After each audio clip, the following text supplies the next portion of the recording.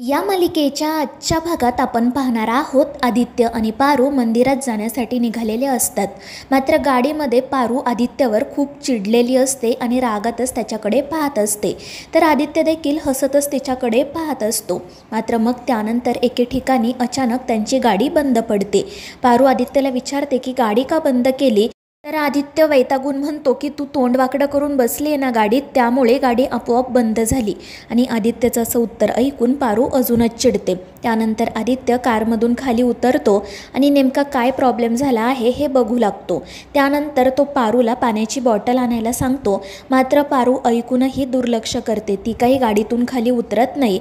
त्यामुळे मग आदित्य तिला विचारतो की पारू काय झालं, मी तुला पाण्याची बॉटल मागितली होती ना. तर पारू रागातच म्हणते की माझ्याकडे कशाला मागताय, तुमच्या त्या मैत्रिणीला सांगायची ना. आणि ते ऐकून आदित्य हसतच म्हणतो की अगं तुझ्या जागी ती असती ना तर तिने गाडीसाठी पाणी आणलंच असतं, पण माझ्यासाठी सुद्धा ती पाणी घेऊन आली असती. आणि ते ऐकून पारू अजून चिडते.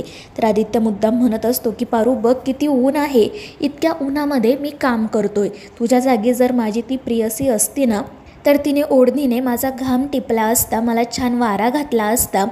तर मी अजून तिला प्रपोज केलंही नाही तरी ती माझी इतकी काळजी घेते. जर मी तिला प्रपोज केलं तर मग ती माझी किती काळजी घेईल ना.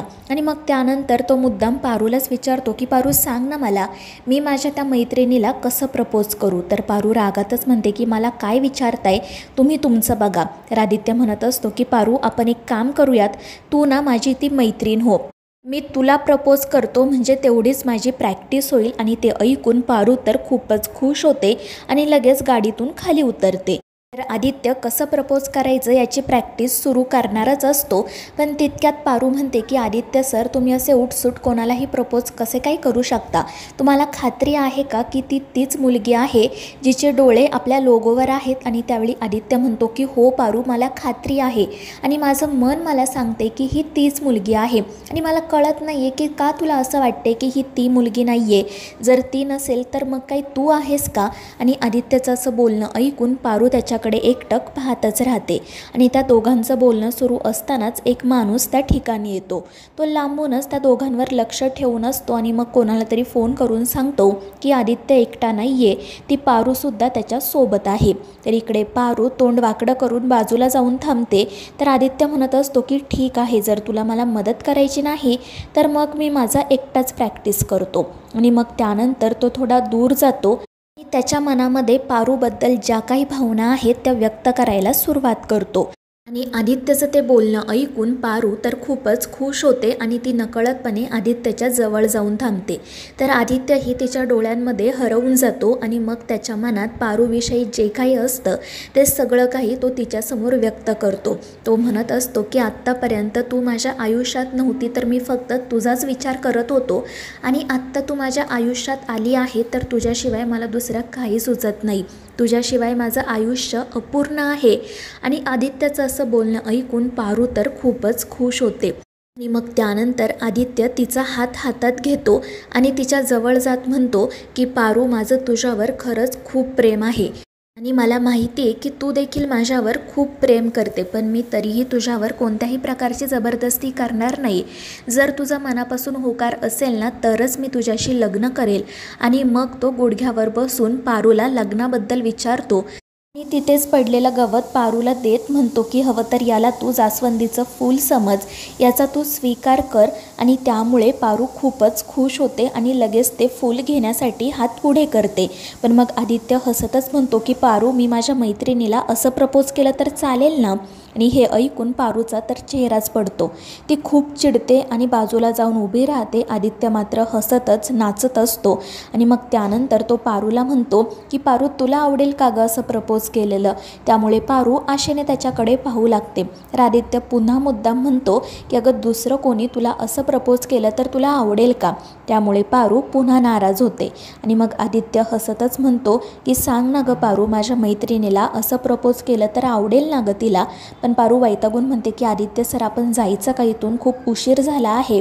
आणि मग त्यावर आदित्यही हसतच हो म्हणतो आणि ते दोघे मंदिराकडे जाण्यासाठी निघतात. पण तितक्यात आदित्यला अहिल्याचा कॉल येतो. अहिल्या त्याला विचारत असते की आदित्य तू ठीक आहेस ना. आदित्य म्हणतो की हो आई, आणि आता थोड्याच वेळात आम्ही मंदिरात पोहोचू. त्यावर अहिल्या म्हणते की ठीक आहे, तू स्वतःची काळजी घे.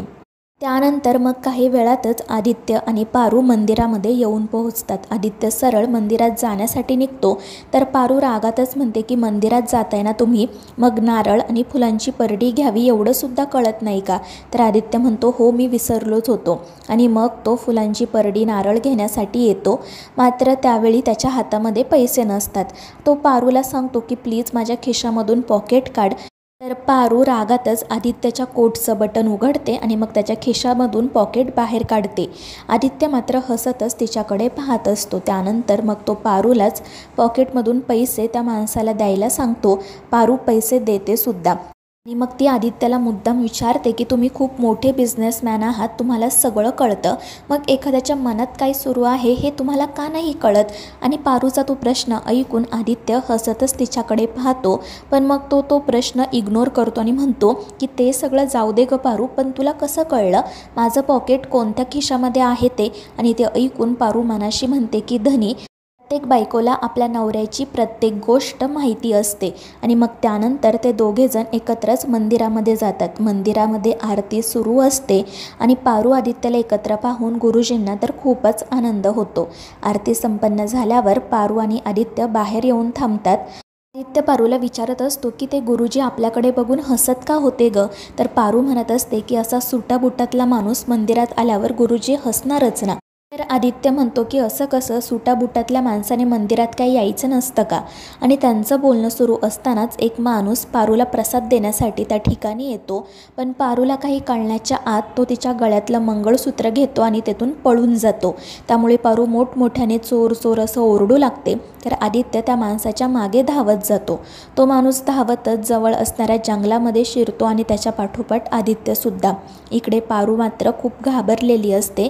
तिला अहिल्याचं बोलणं आठवत असतं की आदित्यावर खूप मोठं संकट येणार आहे, आणि आता तर तिच्या गळ्यात मंगळसूत्र देखील नसतं. त्यामुळे तिला काय करावं हे सुचत नाही. दुसरीकडे आदित्य त्या माणसाच्या मागे धावत जंगलाच्या मध्यवर्ती भागात येतो. आणि मग त्यानंतर त्याच्या लक्षात येतं की इथे तर कोणीच नाही आहे, आपण खूप लांब आलो आहोत. त्याच वेळी त्याच्या पाठीमागून एक माणूस येतो. त्याच्या हातामध्ये काठी असते आणि ते पाहून आदित्यला आश्चर्याचा धक्का बसतो आणि त्याला पुढे काही कळणार त्या क्षणी अनेक गुंड त्या ठिकाणी येतात आणि आदित्यला घेरतात. दुसरीकडे पारूसुद्धा त्या जंगलामध्ये जाण्यासाठी निघते. ती मोठमोठ्याने आदित्यला हाका मारत असते. तर इकडे एक गुंड आदित्यच्या डोक्यात काठीचा वार करतो. त्यामुळे आदित्य कोलमडतो आणि मग त्यानंतर दुसरा गुंड त्याला मारण्यासाठी जातो. पण त्यावेळी आदित्य त्याच्या हातात पारूचं मंगळसूत्र बघतो आणि मग तो ते मंगळसूत्र हिसकावून घेतो आणि त्या सगळ्या गुंडांची धुलाई करायला सुरुवात करतो. इकडे पारू मात्र मोठमोठ्याने आदित्यला हाका मारत असते, त्या जंगलात त्याचा शोध घेत असते. तर दुसरीकडे आदित्य एकटा त्या सगळ्या गुंडांना पुरून उरतो. सगळेजण आदित्यचा मार खाऊन जमिनीवर पडलेले असतात. आदित्य रागातच त्यांच्याकडे पाहत असतो. पण मग तितक्यात एक बाई त्या ठिकाणी येते. तिने काळी साडी नेसलेली असते आणि अर्धा चेहरा झाकलेला असतो आणि ती दुसरी तिसरी कोणीही नसून दिशाच असते. दिशा त्या गुंडांना इशारा करते आणि मग ते सगळे एकत्रच आदित्यवर हमला करतात. त्याला घट्ट पकडून ठेवतात आणि मग दिशा एक इंजेक्शन घेऊन त्या ठिकाणी येते आणि ती ते इंजेक्शन आदित्यला देते. त्यामुळे तो बेशुद्ध पडतो आणि मग ते लोक त्याला तेथून घेऊन जातात. दुसरीकडे अहिल्या खूप काळजीत असते. तिला सतत गुरुजींचं बोलणं आठवत असतं. ती श्रीकांतला म्हणत असते की मी आधीच आदित्यसोबत जायला हवं होतं, माझ्याकडून खरंच चूक झाली. पण श्रीकांत म्हणतो की काही हरकत नाही, आता आपण जातोय ना, काळजी करू नको. पण मग अचानक त्यांच्या गाडीच्या समोर एक लहान मुलगा येतो. त्यामुळे ड्रायव्हर गाडी थांबवतो. अहिल्या आणि श्रीकांत खाली उतरतात आणि त्या मुलाला त्याचं नाव विचारतात. तो सांगतो की माझं नाव आदित्य आहे आणि मी खाऊ घेण्यासाठी इकडे आलो होतो. तर अहिल्या त्याला प्रेमाने समजावते की असं रस्त्याने पळत जाऊ नये, आई घरी तुझी वाट बघत असेल ना. आणि मग ती त्याला व्यवस्थितपणे घरी जायला सांगते. पण त्यांचं बोलणं सुरू असताना श्रीकांतला गुरुजींचा फोन येतो. अहिल्या आणि श्रीकांत गुरुजींना विचारतात की काय झालं गुरुजी, आदित्य सुखरूप पोहोचला ना. तर गुरुजी सांगतात हो अहिल्यादेवी, आदित्य आणि पारू इथे आले होते, पण इथे एक विचित्र प्रकार घडला आहे. आणि मग ते नेमकं काय घडलं हे अहिल्या आणि श्रीकांतला सांगतात आणि त्यांना लवकरात लवकर मंदिरामध्ये बोलावून घेतात. दुसरीकडे पारू ज्या ठिकाणी आदित्यचा मोबाईल पडलेला असतो त्या ठिकाणी येते. ती तो मोबाईल उचलते. त्यामध्ये तिला अहिल्याचा फोटो दिसतो. ती म्हणत असते की देव्याई काळजी करू नका, मी आदित्य सरांना काही होऊ देणार नाही. आणि मग ती त्या जंगलात आदित्यला शोधायला सुरुवात करते. दुसरीकडे दिशा आणि तिची माणसं आदित्यला घेऊन एका कन्स्ट्रक्शन साईटवर आलेली असतात. मग त्यानंतर दिशाची माणसं बेशुद्ध असणाऱ्या आदित्यला एके ठिकाणी ठेवतात आणि मग त्यानंतर त्याच्या समोरच भिंत बांधायला सुरुवात करतात. दिशा हसतच म्हणत असते की अहिल्यादेवी किर्लोस्कर, आता तू तुझ्या या मुलाला शोधण्याचा कितीही प्रयत्न कर, पण कोणालाही समजणार नाही की आदित्य नक्की कुठे गेला. त्याची डेड बॉडीसुद्धा कोणालाही सापडणार नाही. आणि मग ती त्या सगळ्या माणसांना सांगते की छोटीशी फटसुद्धा इथे राहता कामा नये. हा आदित्य जरी शुद्धीवर आला ना तरी मरून जायला हवा. आणि त्यावर ते लोकही हो म्हणतात आणि शेवटी आदित्यला त्या भिंतीमध्ये बंद करतात. दुसरीकडे अहिल्या आणि श्रीकांत मंदिरात येतात. गुरुजी त्यांना घडलेला सगळा प्रकार सांगतात. ते म्हणत असतात की लवकरात लवकर पूजा करायला हवी, नाहीतर आदित्यवर एखादं संकट येईल. त्यामुळे अहिल्या घाबरते.